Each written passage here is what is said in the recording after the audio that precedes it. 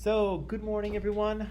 Welcome officially to week 4. Is it week 4? Yeah, Monday. How's the weekend? It's really nice. Pretty nice. What'd you do? Sleep. Huh? Sleep. Sleep? Yep. Was nothing? Morning, Crazio. Yeah. Anything exciting, Cleo? Exciting weekend? No. Anna? No? Quiet weekend, everybody? Yeah. Wow. What about you? Yeah, quiet. We went to Costco. That was our big exciting thing this weekend. We went to Yeah. Can anyone top that? I doubt it. Yeah. Pretty unexciting.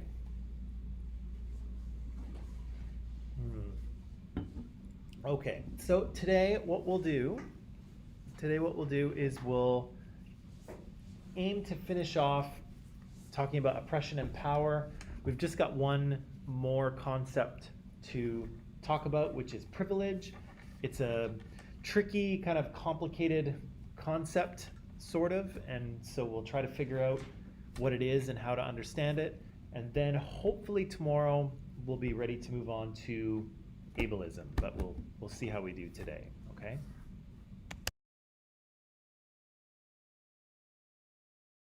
Here, let's see. So, you'll recall on Friday we were talking about stereotypes and prejudice and discrimination, right? And stereotypes, of course, are kind of characteristics that we assume about people based on their appearance or what they seem to be on the outside, right? So sometimes that has to do with certain aspects of what a person kind of appears to be, or it could be their group membership, right? And so again, the most basic form of this is that I see something about you with my eyes, and that leads me to believe that I know something about you on the inside, right? And again, sometimes we can make those judgments, right? If you see someone wearing, a football jersey, you can probably assume that they're a fan of football, right? We can make these assumptions sometimes, but sometimes we can't, right? And so these kind of stereotypes are, I guess they're attempts to tell us what the world is like, right? They're attempts by our brain to make it easier to understand reality if we can kind of group people into categories. Again, sometimes the stereotypes are true, right? Sometimes there's a grain of truth to stereotypes. Sometimes there's no truth to them at all, right? So this is kind of a knowledge thing, right? It's a way we kind of understand the world and see it. Prejudice, we said, is kind of built on a stereotype, and it contains an emotion, right? A positive or a negative feeling about a person or a certain group of people, right? And so we can have positive stereotypes, we can have negative stereotypes, but again, whether they're positive or negative, they're usually unfair because they're built on stereotypical knowledge, right? Which again is often only partly true or just not true at all, right? And then of course, discrimination, when we act on our prejudice. And again, we can positively discriminate, we can negatively discriminate. Can go either way, right? On Friday, I gave you a couple of, there's the dog again, good boy. On Friday, I gave you a couple of examples of discrimination, a couple of studies that were done to try to see this discrimination happening, not on an individual basis, but on kind of a society-wide basis, right? So we read this article where these researchers sent out resumes to help wanted ads, right? And they had half of the resumes with sort of stereotypical white-sounding names and half of them with, sorry, clear my throat here, half of them with stereotypical black-sounding names.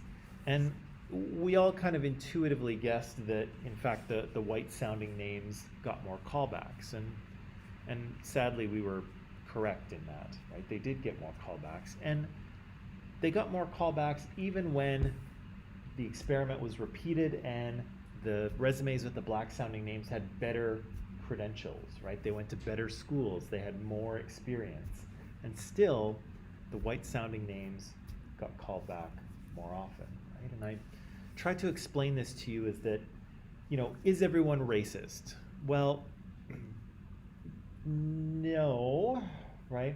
There's probably a few racists in there, I'm sure, but we also said that it's actually illegal to discriminate this way, right? In the US and in Canada, you cannot not hire someone because of their race. That's illegal. You can't discriminate that way. But the test here, the experiment shows that people are discriminating, right? And we said that probably what's happening is a subconscious discrimination, where these resumes with black sounding names, they are seen through the lens of the stereotypes that people have about black people, right? And again, we said that that can happen in any situation where the person we're looking at maybe doesn't fit our expectations, right? They're not the default. They're not the obvious choice, right? And so I gave you an example maybe of, trying to hire a kindergarten teacher. If a man applied for that job, it might seem strange to us, right? And it might be like, oh, that's weird. And then we would try to figure out, well, who is this guy? And why is he applying for a job that mostly goes to women? What's going on, right? And suddenly we start to see his resume through the eyes of our stereotypes, right? We're trying to imagine what kind of guy would apply for a position to teach kindergarten, right? And so it's kind of the same thing happening here. Because whiteness is kind of the default or the normal in North America, black people get seen through a lens of stereotypes. And again, it doesn't really work the same way for white people. They don't get seen through stereotype, they get seen just as people, right? They are, the fancy word, they're not racialized, okay? And so again, we talk about African Americans and Asian Americans and Asian Canadians and African Canadians and all these different types of Canadians, but we never talk about Caucasian Canadians or white Canadians, because the assumption is that when you say Canadian, you just assume it's a white person, right? And so again, there's discrimination going on here, but it's not intentional discrimination. But again, it is happening based on people's stereotypes, right? It's happening based on the messages that they've absorbed. And I think if you talk to all of these people, if you interviewed them, I'm sure they would probably say, no, I didn't discriminate, I didn't mean to, I have no prejudices against black people, everything's fine, right? They would probably tell you that.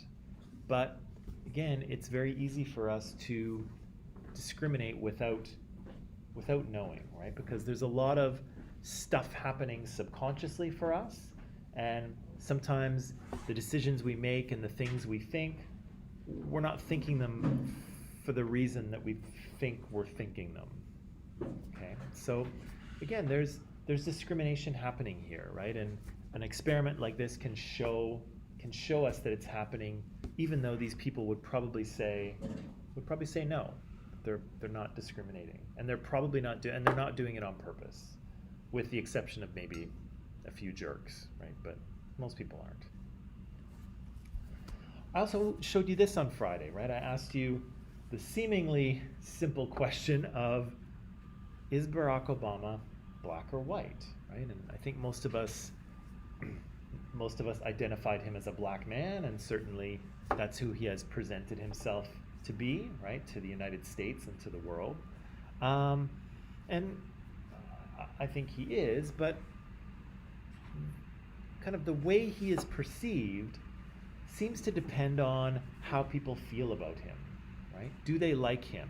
Do they agree with his politics and his policies and his decisions? Because if they did, they were more likely to see him as lighter skinned, right? And if they disagreed with him, they were less likely to see him as lighter skinned, more likely to see him as darker skinned, right? And of course there were photographs that were sort of edited just slightly to make his skin look a little darker or a little lighter than it actually is, right? Nothing extreme, nothing ridiculous, but just a little bit. And again, people, this was happening subconsciously, right? None of these participants was aware that they were, having a prejudice exposed. But it seems that they were, right? The liberals, the Democrats, the people who liked Obama, they positively discriminated towards him, right? They're like, yeah, I like this guy. And they selected lighter colored images of him based on a positive prejudice, right? And the reverse for people who didn't agree with him, right? And remember, the author of the study said that probably what's going on here is a little bit of the idea of whiteness or lightness being associated with good, and the idea that we tend to view people in our own group as kind of better, right? We tend to see them better if they're a member of our own group, right? Whether it's, people who cheer for the same sports team, people from our school, people from our country, right? People from our hometown. All of these things can lead us to kind of see people in a better light, right?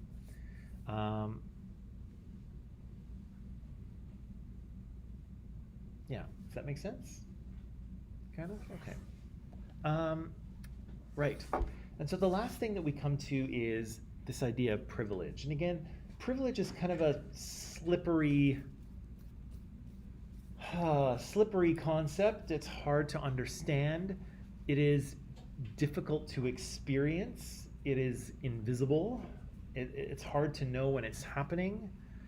Sometimes it's easier to know when it's not happening.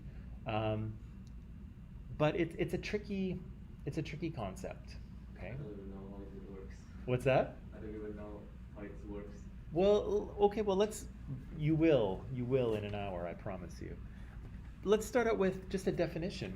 What's a privilege? Just in regular speech.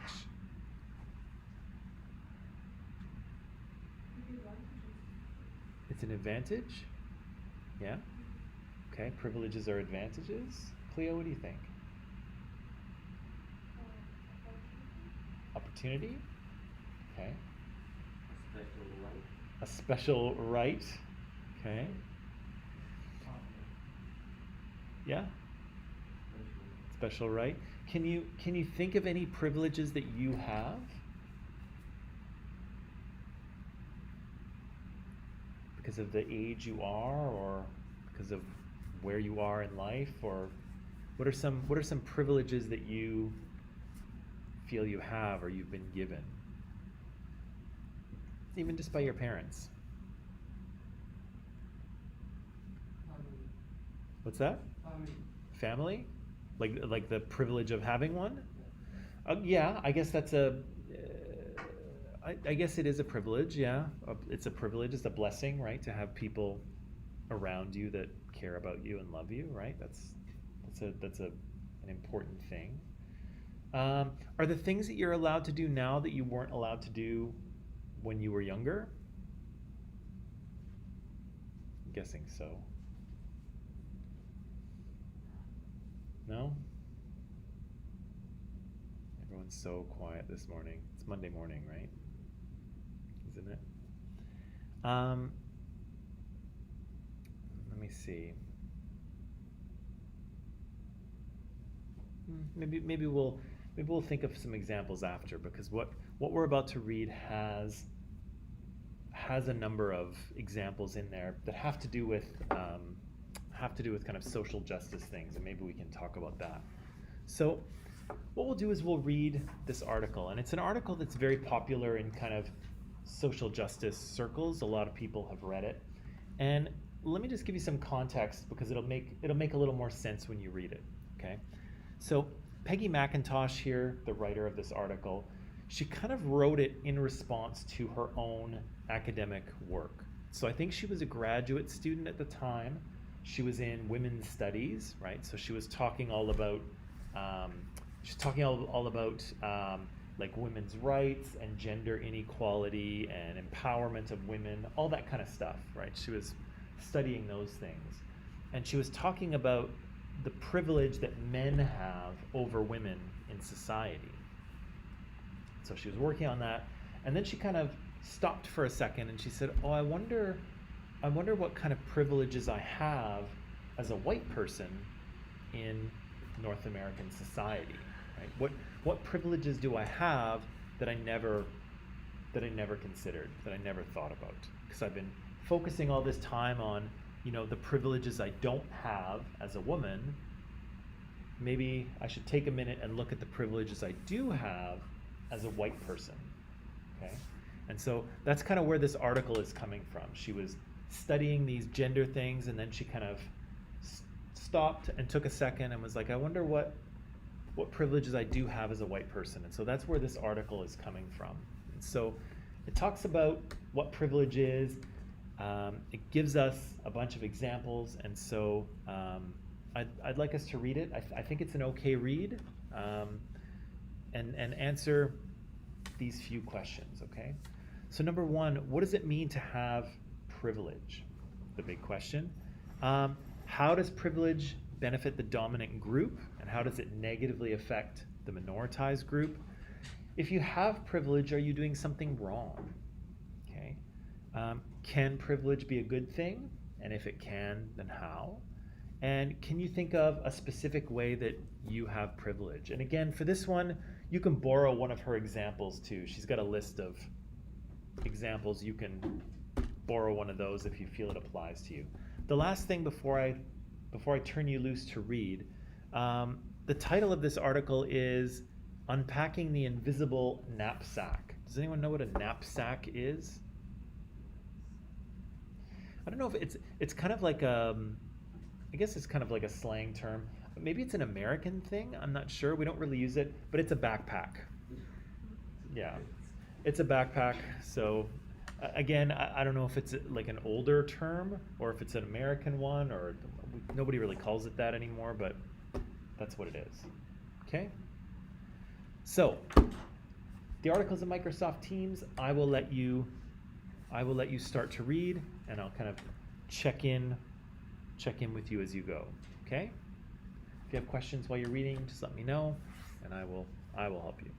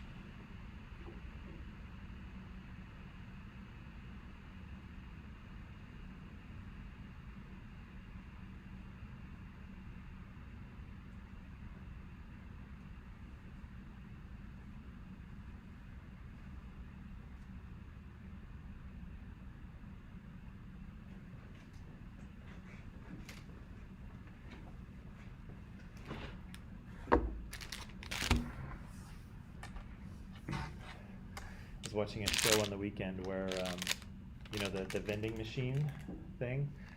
The show takes place at a school, and the head secretary comes to the principal, and she's like, the class pet, the hamster, it escaped from its cage and it got into the vending machine and it got stuck in G3. She's like, he's $2 now. He's like, I need $2. And then later on in the show, she comes back and she's like, he fell down from G3 to H9 and now he's $4. So gotta pay to get the poor hamster out. Anyway, sorry.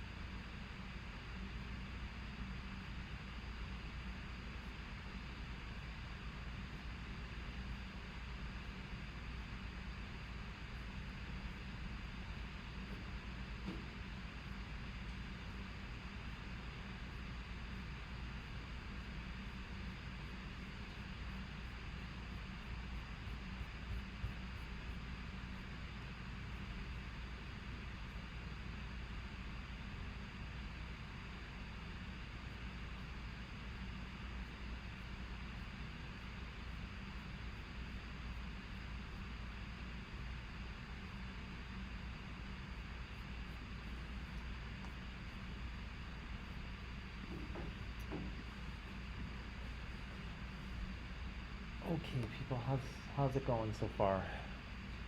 I know this is a little bit of a challenging article, maybe. It is a little challenging. That's okay. That's okay. Done reading or partway through, or where are we? Anna, where are you? You're almost there? Crazio? Almost. Mir? One more little bit. Marina, same thing, just a bit. Okay. A few more minutes? A few more minutes, then we'll talk? Okay. Okay, a few more minutes.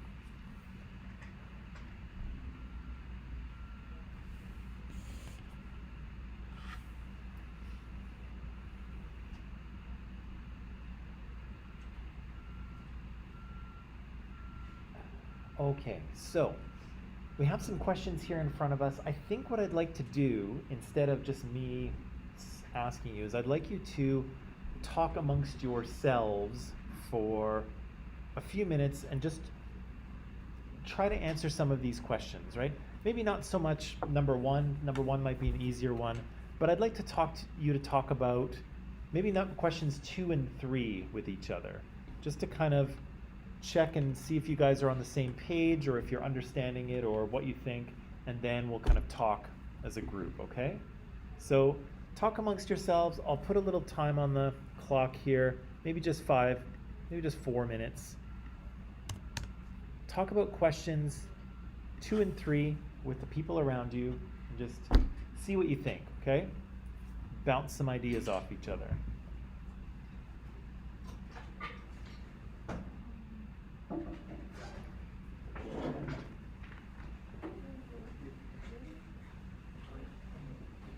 Anywhere you want.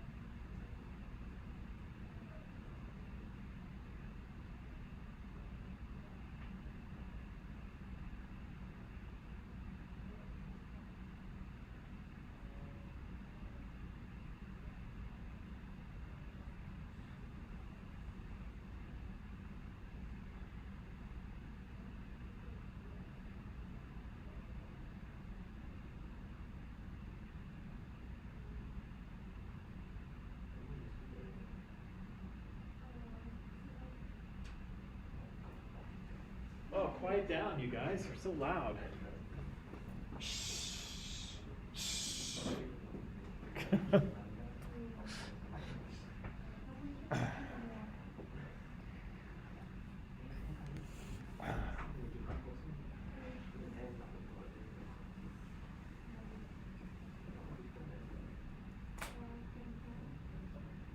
Okay, so let's talk about this here. See what we're able to pull out of this article. What does it mean to have privilege according to Peggy here? What does it mean? Privilege is the one benefit that the society gives to a group of people. Okay. Due to a particular reason, maybe because they know, maybe because they feel or Okay. So some benefits that society gives to a particular group of people. Okay. What else can we say? That's correct. But can we add to that? A power towards dominant groups. Yeah. So a lot of these privileges kind of give power to dominant groups, right? They empower them in a certain way. What else can we say about having privilege? enjoying the special rights that some people may not have. Yeah, and you kind of enjoy special rights that not everyone can count on, right? Maybe sometimes, but maybe also sometimes not, right? Yeah, good. What else? You guys are doing just fine. This was an easy peasy one. Anna, do you want to add, or? Like she said, like this special provision that someone has. Yeah. Like, I don't know. Okay. Yeah, a special ability, a special, yeah, opportunity or access to a resource or whatever it is, right? And so in what ways are those with privilege, those in kind of dominant groups, in what ways do they benefit? You can be kind of a little bit general or a little bit specific here, whatever you think. Power. What's that? Internal. In terms of power, how are you thinking about that? I'm not sure I can explain it. Okay, it's all right. It's tricky to explain. It's tricky to explain. Cleo, what do you think? You can control the situation.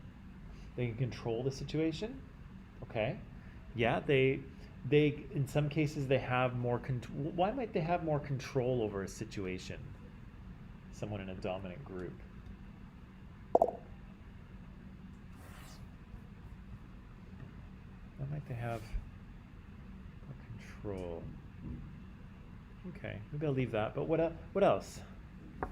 How else are how are dominant groups benefited, or minoritized groups, how are they kind of disadvantaged?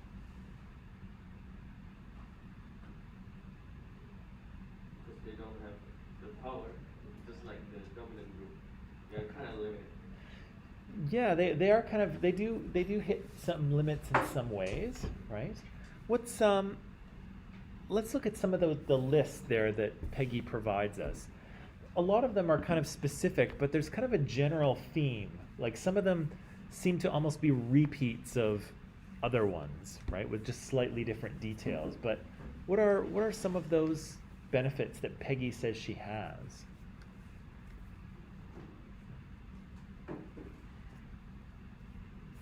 She's white. She's white. Is it not? She's what? She's white. She's white. That's the privilege that she has, right? Yes, but in what ways does she experience that privilege? What does she get? What does she get? She just knows that whatever she comes into the room, she's not even be allowed, correct? Okay. Yeah, so she doesn't have to, yeah, it's one, she doesn't have to sort of worry or be concerned about the fact that, you know, her race is going to lead to harassment, right? Whether yeah, she's walking into a room or a store or a government office or whatever she's walking into, she knows that she's not going to be singled out or treated differently or harassed because of her race, right? And again, hopefully, people who are non-white, hopefully they don't walk into every room and get harassed or treated differently, right? And hopefully in many cases they are treated like everyone else, but not always, right?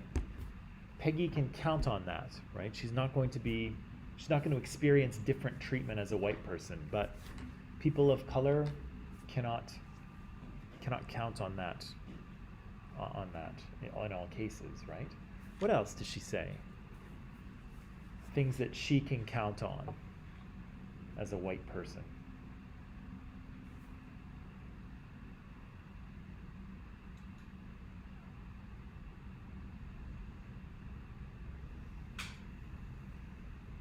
What else can she?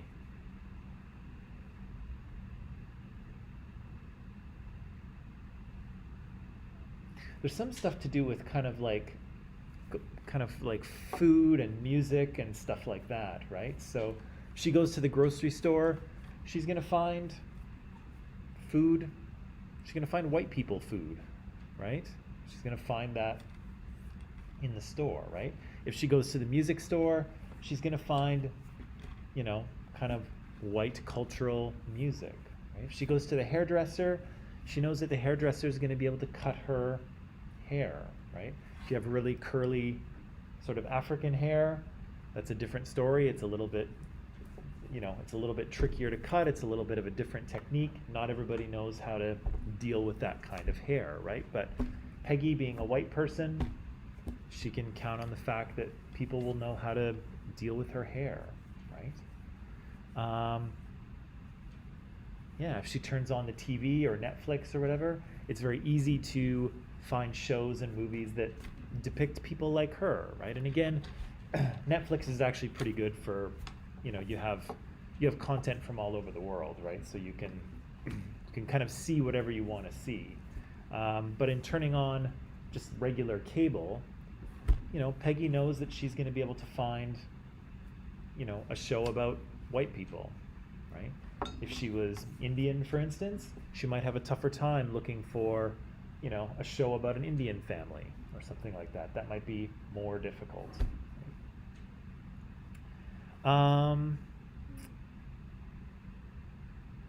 There's another one that comes up too, and maybe this is the last thing we'll say, and then I'll give you a break because we've been working hard here. There's also a thing where she's not seen through the lens of race, right? So there's a couple things she mentions where, if I'm late for a meeting, people don't assume it's because of my race, right? If I, wear, secondhand vintage clothing, people don't attribute that to my race, right? If I don't return somebody's email, people don't attribute that to her race, right? So if there's something about her, right, whether it's good or bad, it's just seen as, oh, well, that's just how Peggy is, right? It's not seen as, oh, that's how they are, right? And that's different, right? White people tend to be seen as individuals, members of a certain group, whether it's racial or gender or whatever it is. They tend to be seen as members of the group, right? And so if Peggy's late for a meeting, oh, that's just how Peggy is. If Peggy belongs to a minoritized group, people are more likely to think, oh, that's how they are, right? Her characteristics get attributed to her race, right? She also doesn't get asked to speak for her race, right? She doesn't have to be, people don't ask her, oh, what do black people think of this? And, one person does not speak for all black people because they are black, right? I do not speak for all white people because I am white, right? That's ridiculous. But Peggy doesn't have to worry about that either. She doesn't have to worry about being seen through that lens of race and have things attributed to her race. She also doesn't have to speak on behalf of them, right? She's not the spokesperson for, South Asians or Asians or you know, or gay people, right? If she was gay, right? She's not the spokesperson for them. But so she doesn't have to worry about that either, right? She goes into a store, if she goes into if she moves into a new apartment, she can pretty much count on people will be, you know, nice to her, or at least just kind of neutral, right? People just won't really notice her. She doesn't have to worry that because of her race or because of the social group she belongs to, that people may be unfriendly or may harass her, right? Whereas, again, not everyone can count on that. Okay, let's take a little break. And then when we come back, we'll kind of finish dealing with this. But I think we're doing okay. I think we're grasping this. Okay, so take a break, and then come back. Okay. Okay.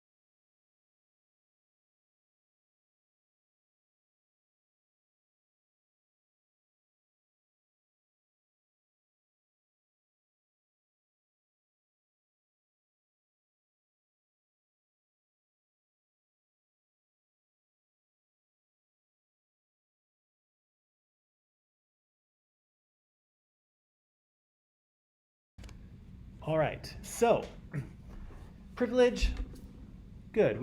It is sort of things that are benefits that you have, opportunities that you have access to, resources that you have access to, and kind of the ability to, I guess, to some degree, just be seen as an individual person, right? Not as a member of a group. And again, Peggy's talking about race here, but this doesn't just apply to race, right? It also applies to gender, it applies to sexuality, it applies to religion, it applies to social or economic class, it applies to sexuality, it applies to all of these things, okay? So privilege works on a number of different levels in a bunch of different ways, right? And so Peggy here lists, well, she's got a long list, and apparently the real version of this paper has an even longer list of privileges that she feels she has, right? I wanted to give you an example of privilege from my life, or lack thereof. Now, it's difficult for me because as a member of a bunch of dominant groups in Canada, right? I'm white, dominant group, right? I'm a male, dominant group. I'm roughly from a Christian background kind of thing. I'm not really religious, but a Christian background, that's dominant group. I'm a Canadian citizen. I'm an English speaker. I'm a heterosexual person, all dominant group stuff. But I remember when I was younger,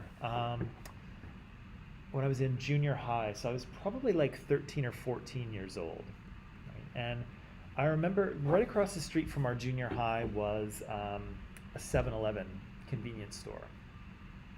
And of course all of us kids would go there at lunch because there was nowhere else to go really at lunch unless you wanted to stay at school.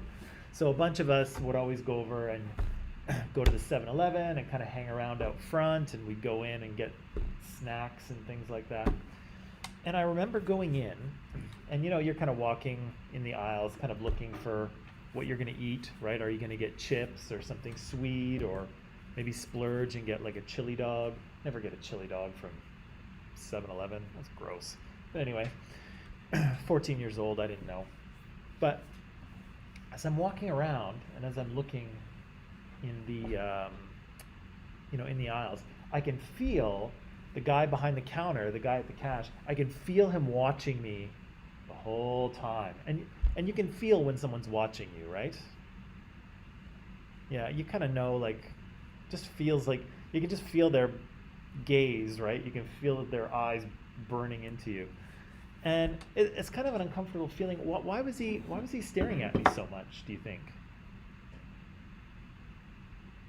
Why was he watching me so closely?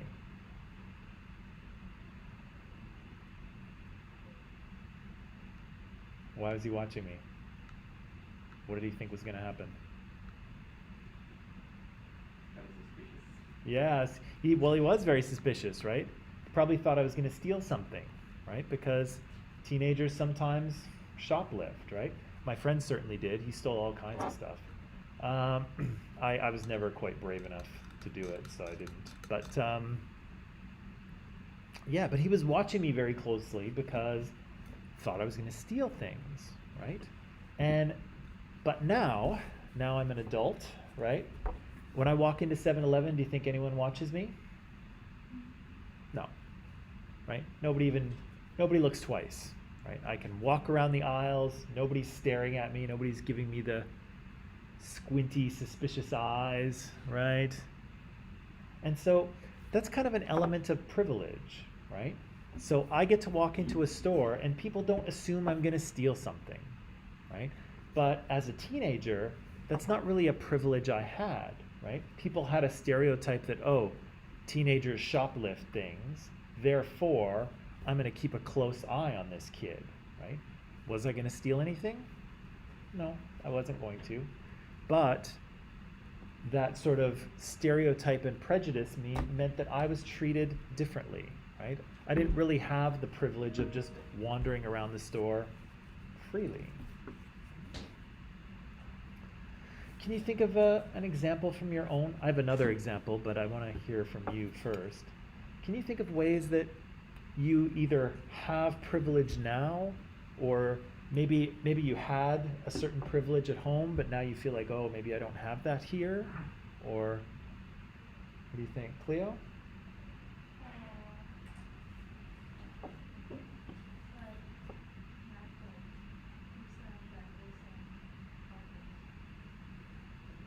Back home, you have what? Oh, okay. Yeah. Right. Yeah. So lots of places in the world, people have people helping in the house, right? Doing some of the cooking and cleaning and stuff like that. Yeah. And here in North America, we kind of don't organize ourselves that way. Some people have that, but they're the super wealthy, right? I don't think I've ever met anyone who's had people like working in the house, cooking or cleaning. Here in Canada, I've never met anyone like that. But yeah, in other countries, that's normal, right? I know my partner's from Peru, and her family that lives in Peru often had people helping out in the house, right, doing some of the cleaning and the cooking. So that's very normal for Peru, pretty normal for Indonesia. Yeah. Here, not so normal, right? We don't really do that, and yeah, you have to kind of do those things yourself, right? That works. Chen, what do you think? Ways in which maybe you have privilege now that you didn't before, or ways in which you think you have privilege, or maybe don't?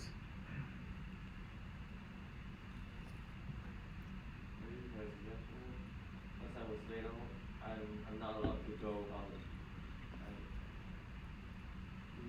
Yeah. I'm not allowed to go out, but once I grow up, Yeah, that privilege of kind of autonomy, right? When you're a little kid, you can't just go wherever you want, whenever you want, right? That's insane. But as you get older, you have that privilege, right? You're allowed to come and go whenever you want. Yeah, okay. Rena, what do you think?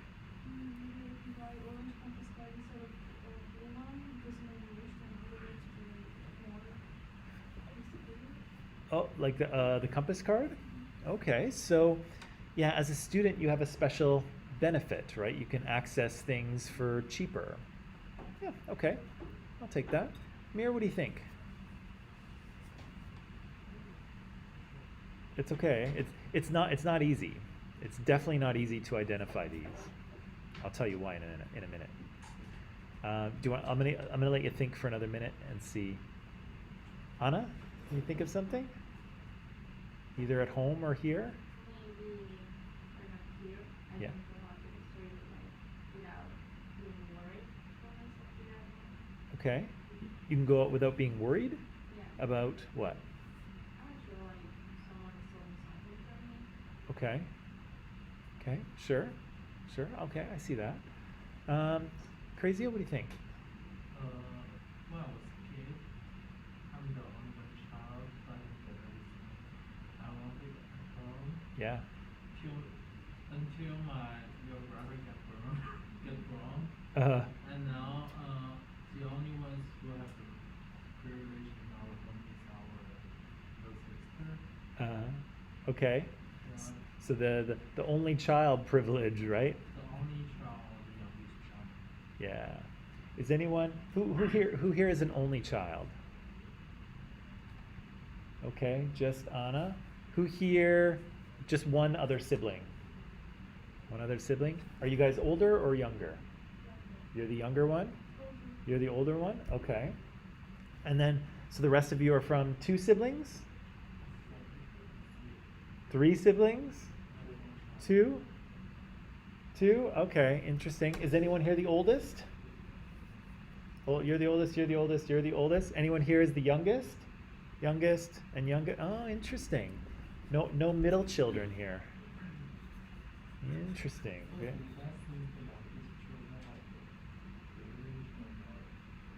Oh yeah. Do you think it's better to be the oldest child or the youngest one?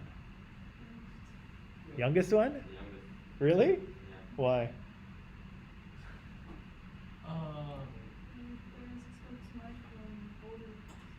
Oh, the expectations are higher on the oldest?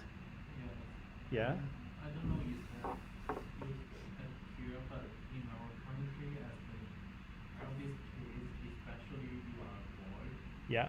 you have the what's it?